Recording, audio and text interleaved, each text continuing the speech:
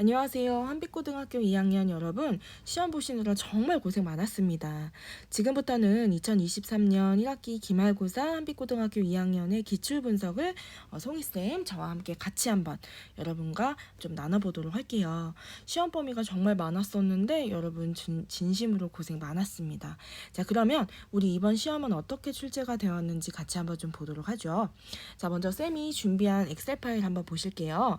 저는 이번 한빛고 시험 문제와 관련해서 시험의 전체 범위와 그리고 출제된 작품 그리고 어떤 문제 유형들이 주로 출제가 되었는지를 꼼꼼히 분석을 해보았는데요.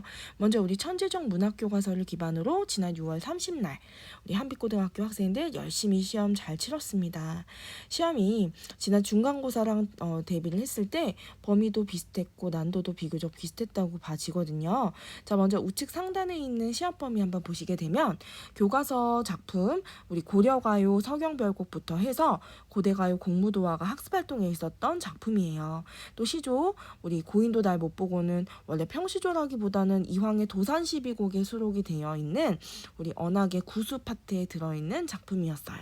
그리고 사설시조 한수마 새한수마도 들어갔었고 현대시 백석의 모닥불 그리고 안도현의 모닥불은 이번 시험 범위엔 빠져 있었어요. 신경림의 농모와 정희성의 저문강의 삽을씻고가 같이 들어갔었고 그 외에도 우리 3-2단원의 김만중의 구우몽 또 외부 작품으로 박봉우의 나비와 철조망 꽤 어려운 작품이었는데 같이 출제가 되었고요. 최두석의 성의꽃 그리고 이청준의 소문의 벽이라는 현대소설도 다소 난해한 작품이다 출제가 되었고요. 고령화의 동동과 정석가 그리고 이황의 도산시비곡 을 비롯한 사실 전문을 학습을 좀 해줘야 했던 그런 시험 범위를 자랑하고 있었어요. 굉장히 외부 작품의 비중이 컸습니다, 여러분. 자, 그렇다면 어떤 식으로 출제 비율을 가지고 있는지 우리 교재별 그리고 문제 영역별로도 한번 분석을 해보죠. 자, 먼저는 교과서를 기반으로 한 문항 수는 전체 10문항 정도였고 절반이 조금 안 되는 수치고요. 우리 한빛고는 2학년 문학 같은 경우에는 외부 작품의 비중이 굉장히 큰 편이에요. 절반 이상이 다 외부 작품이라고 봐도 과언이 아닐 정도로 심지어 외부 작품만으로 출제되는 문항이 무려 9문항이에요. 38%의 비율은 절대 적은 수치는 아니거든요. 그래서 외부 작품의 비중이 큰 학교다. 그렇다면 무슨 말이냐 뒤집어 해석을 하게 되면 여러분이 주어진 범위를 달달 공부하는 것 외에도 문학을 해석하고 텍스트를 읽는 기초 내공이 필요한 시험 문제이다. 굉장히 수능형에 부합하는 시험을 지향하고 있다고 보시면 될 것 같아요. 자, 우리 그러면 문제 영역별로도 한번 분석을 해보게 되면 고전 시가가 가장 많은 비중이었던 9문항 하지만 적지 않게 현대시도 9문항이었고요. 그 외에 현대소설 이제 이청준의 소문의 벽이 있었고 구운몽 관련해서는 4문항 정도 출제가 되었습니다. 자, 굉장히 골고루 출제를 하는 그런 학교라고 봐지고요. 자, 하단에 보시게 되면 이제 1번부터 우리 끝번까지 전체 다 문항들을 다 분석을 했을 때 우선 우리 한빛고 학생들은 좀 복 받았어요. 서술형이 없거든요. 전부 다 객관식 문항이라고 보시면 되고요. 자, 배점은 뭐 이제 3.5점부터 해서 4.8점에 이르는 왔다 갔다 하는 배점을 보이고 있다라고 보시면 될 것 같고요. 압도적으로 이번에는 고전 시가와 현대시의 비중이 컸다. 그리고 고전 소설과 현대 소설의 비중이 그에 비해서는 좀 적게 나온 편이었죠. 하지만 이제 군데군데 보았을 때 외부 작품의 비중이 정말 많았기 때문에 외부 작품에 대한 대비 철저히 우리 한맥에서 같이 했었어요.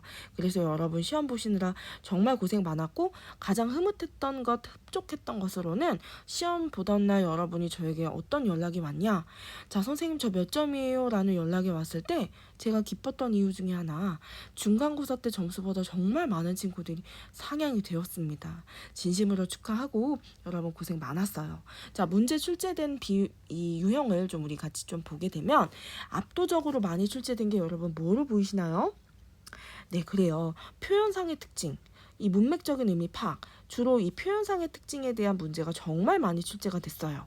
소설 같은 경우에는 혹은 이 산문 같은 경우에는 서술상의 특징이 되겠지만 시의 비중이 컸기 때문에 표현상의 특징을 묻는 문제가 무지하게 많았다. 저는 그렇게 판단이 되어지더라고요.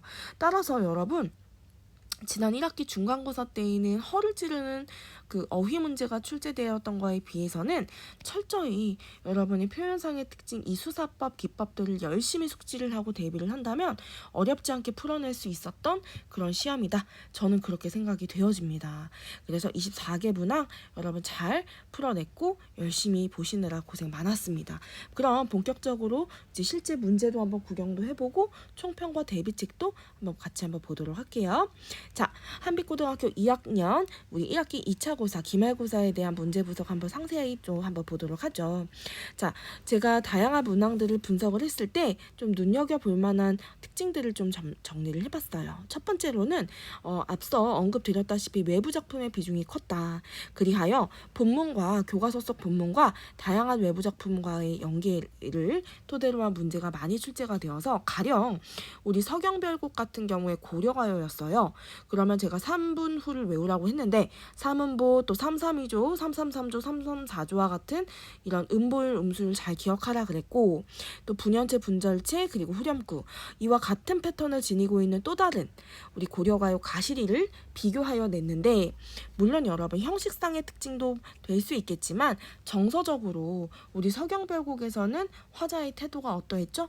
굉장히 주체적인 여성상이었던 거에 비해서 가시리는 우리가 흔히 전통적인 여인상이라 하는 수동적이고 소극적이고 이별을 받아들이는 여인상의 모습이 나타났어요. 이 부분 얼마든지 비교 대조할 수 있다고 언급드렸었고 우리 현충일에 보강 수업했을 때에도 제가 이 부분 여러분께 잘 숙지할 수 있도록 대비해드렸던 걸로 기억합니다. 그래서 여러분 외부 작품 연계를 통한 이 문제 잘 풀었으리라고 보고요. 자, 마찬가지로 구운몽이라는 이 몽자류 소설과 함께 이 남영노의 옥루몽이 출제가 되었고 역시나 이 작품 또한도 이 몽자류 소설이었어요. 심지어 문제에 윗글의 영향, 즉 구운몽의 영향을 받아 창작된 소설이라는 걸 언급하며 비교 대조하는 문제가 출제가 되었었고요. 자, 다음으로는 우리 특정 시에서 이제 특정 구절, 이 식구의 표현상의 특징과 그 안에 담겨져 있는 기법, 그리고 내용적인 문제를 얼만큼 여러분 숙지하고 인지하고 있는지. 그럼 기본적으로 여러분 현대어 해석은 기본으로 할 수 있어야 돼요. 나아가서 그 현대어 해석을 토대로 여러분이 문맥적인 의미를 잘 파악할 수 있는 그 연습을 하려면 어떻게 해야 됩니까? 바로바로 이제 시험 범위가 많으니 복습을 미루지 마시고 바로바로 복습하시고 평일에 제공하는 클리닉 반드시 참여해서 점검받고 후다닥 하고 후다닥 가는 것이 아니라 이제 시험 범위가 많고 또 진도가 나가면서 계속 이 부분 누적 학습 될 수 있도록 여러분 진득하게 공부를 하고 가셔야 돼요. 시간 확보 너무너무 중요하니까 앞으로도 우리 클리닉 더욱더 공을 들여서 열심히 하고 가도록 합시다. 자, 그 다음으로 쌤이 이제 분석한 결과로는 보기 박스를 활용한 작품의 깊이 있는 이해를 묻는 문제 이번에도 적지 않게 출제가 되었고 수능형의 문제라고 봐져요. 자, 그러면 13번 같은 경우에는 구운몽의 이 표현상의 특징 그리고 서술상의 특징 그리고 어떠한 텍스트의 이 구성 구조를 취하고 있는지를 언급을 하며 이와 관련된 이 특정 A 파트에 대한 감상을 묻는 문제가 출제가 되었고요. 자, 15번 문제 같은 경우에도 자, 우리 주인공이 이 진술 포비아, 진술 거부증을 앓고 있었죠. 이청준의 그 소문의 벽이라는 작품에서 보기를 통해서 먼저 텍스트에 대한 이해를 시킨 후에 그에 입각해서 어떻게 작품을 감상할 수 있는지를 묻는 문제였어요. 그러면 평상시에도 우리 배우지 않은 작품 또 배웠던 작품이든 무관하게 열심히 수능형의 문제를 잘 풀어낼 수 있는 대비를 할 수 있어야 되겠습니다. 자, 총평과 함께 앞으로의 준비 방향에 대해서도 쌤이 같이 한번 정리를 해봤으니 함께 보도록 할게요. 자, 첫 번째, 시험 범위의 외부 작품의 비중 큰 편이고요. 실제 출제된 문항의 선지와 보기에 외부 작품 정말 많이 수록이 되어 있었어요. 자, 표현상의 특징과 내용일지에 대한 문제가 많이 있으니 꼼꼼한 학습 정말 중요하고요. 가령 연시조 같은 경우에는 해당 그 수만, 그 연만 공부할 게 아니에요. 반드시 전문, 기왕이면 전체 그 연들을 다 학습할 수 있는 그 준비된 자세가 필요하고 우리 한맥에서 공부를 하신다면 얼마든지 철저하게 대비를 시켜드린다는 거 꼭 알고 많이 참여해 주길 바랍니다.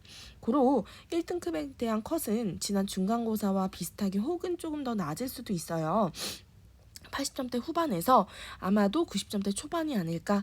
그래도 우리는 깐깐하게 봐서 90점대 초반으로 잡아야 할 것 같아요. 물론 아직은 최종 결과가 나오진 않았지만요. 그리하여 이에 대한 앞으로의 대비책은 어떻게 해야 되느냐? 자, 꼼꼼한 교과서의 개념 공부, 학습활동, 주석, 기타 우리 나에게 어휘들 모두 다 꼼꼼하게 점검하고 문제풀이 열심히 해봐야 된다. 복습은 바로바로 해야 된다. 자, 그 다음에 시험 범위 작품을 상호 텍스트적 맥락, 즉 외부 작품과 연계해서 우리 공부하는 방식이었어요. 그리하여 다각도로 이 외부 작품에 대해서 철저하게 대비하고 묻고 점검받는 우리 그 학생들 다 되기를 바랍니다. 또 문학이 우리 어때요? 4대 갈래가 있잖아요. 서정갈래, 서사갈래, 극갈래, 교술갈래, 즉 갈래별의 형식상의 특징 제대로 이해하고 그에 대한 대비해야 되겠습니다. 나아가 외부 작품과의 연계를 묻는 문제를 위해서 우리 열심히 다양한 문제풀이 클리닉 절대적으로 잘 참여해 주시고, 우리 이번에 점수가 많이 오른 친구들은 상당수가 클리닉 때 미진하다 싶으면 제가 다음 날 혹은 다다음 날에 또 등원을 시켰고, 그걸 잘 따라준 친구들은 정말 점수가 많이 올랐어요. 그렇게 숙제 검사하시고 또 클리닉 때 점검을 받아가면서 한맥에서 탄탄하게 우리 여름방학에도 정규 과정을 같이 공부를 하시다 보면 여러분 정말 좋은 결과 있을 거라고 저는 확신합니다. 자신 있고요. 우리 이렇게 대비를 해서 수능과 그리고 내신을 모두 두 마리 토끼 잘 잡아서 2학기 때는 독서도 잘 대비하는 저와 여러분 되기를 소망합니다. 여러분 고생 너무 많으셨고요. 시험 기출 분석은 여기서 마무리 짓도록 할게요. 안녕.